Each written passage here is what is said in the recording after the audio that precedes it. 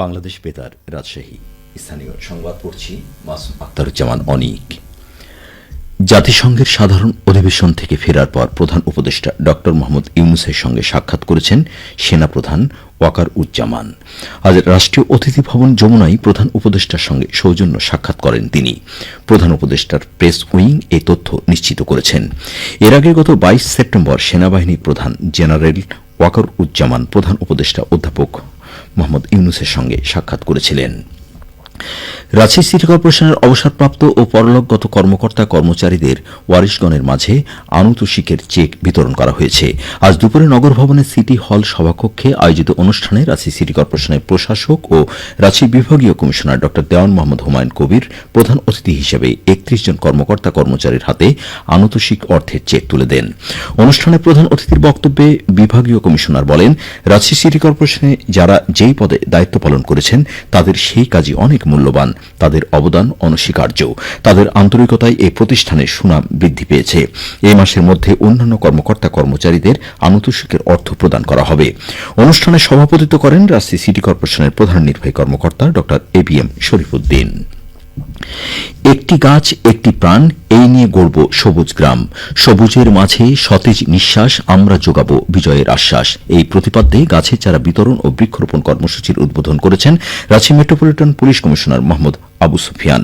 আজ সকালে Al Aqsa developers private limited এর আয়োজনে আরএমপি সদর দপ্তরে গাছের চারা বিতরণ ও বৃক্ষরোপণ কর্মসূচি 2024 আয়োজন করা হয়।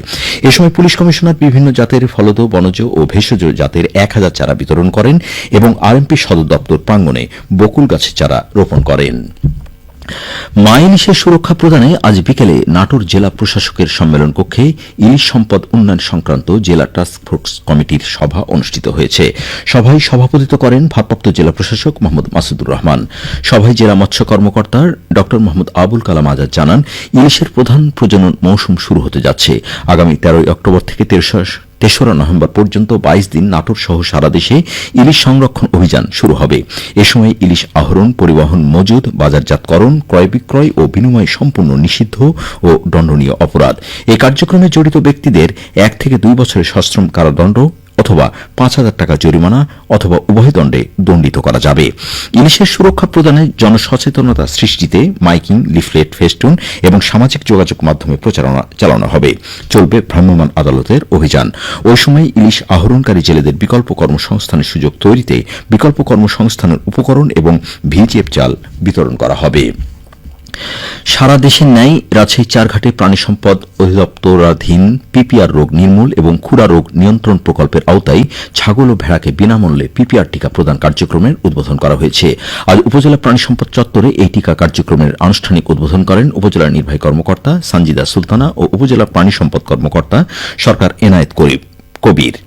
এ সময় অনুষ্ঠানে উপজেলা প্রাণী সম্পদ দপ্তরের অন্যান্য কর্মকর্তা কর্মচারী, খামারি, সাংবাদিক সহ স্থানীয় গণ্যমান্য ব্যক্তিবর্গ উপস্থিত ছিলেন। এই টিকা প্রদান কার্যক্রম চলবে 1 অক্টোবর থেকে 18 অক্টোবর পর্যন্ত। এবারে খেলার খবর। রাজশাহী মহানগরীর নওদাপাড়া বালিকা উচ্চ বিদ্যালয়ের বার্ষিক ক্রীড়া ও মেধা পুরস্কার বিতরণ করা হয়েছে। আজ বিদ্যালয় হলরুমে আয়োজিত অনুষ্ঠানে প্রধান অতিথি ছিলেন রাজশাহী সিটি কর্পোরেশনের প্রধান নির্বাহী কর্মকর্তা ড ABM শরীফুদ্দিন। এ সময় তিনি বলেন, সুস্থ দেহ সুস্থ মন। আগামী প্রজন্মকে সুস্থ সবলভাবে বেড়ে উঠতে লেখাপড়ার পাশাপাশি খেলাধুলা করতে হবে। খেলাধুলা বা শরীরচর্চা দেহ ও মনকে সুস্থ রাখে। শারীরিক ও মানসিক বিকাশের জন্য সবার উচিত খেলাধুলায় সুযোগ সৃষ্টি করা। এ ব্যাপারে শিক্ষার্থী, শিক্ষক ও অভিভাবকদের ভূমিকা রাখতে হবে। তিনি বলেন, মোবাইল ও ইন্টারনেটের সঠিক ব্যবহারের মাধ্যমে জ্ঞানের যে অবাধ ক্ষেত্র তৈরি হয়েছে তার সঠিক ব্যবহার করতে হবে।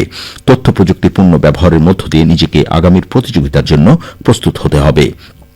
অনুষ্ঠানে সভাপতিত্ব করেন বিদ্যালয় ম্যানেজিং কমিটির সভাপতি ও রাশিকের সচিব মোহাম্মদ মোবারক হোসেন।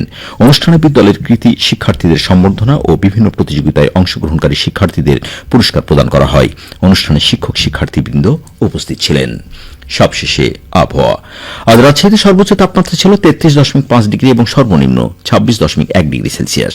সন্ধ্যে 6টায় বাতাসে আপেক্ষিক আর্দ্রতার পরিমাণ ছিল 92%। রাজশাহী পার্শ্ববর্তী এলাকায় আগামীকাল সূর্যোদয় ভোর 5:57।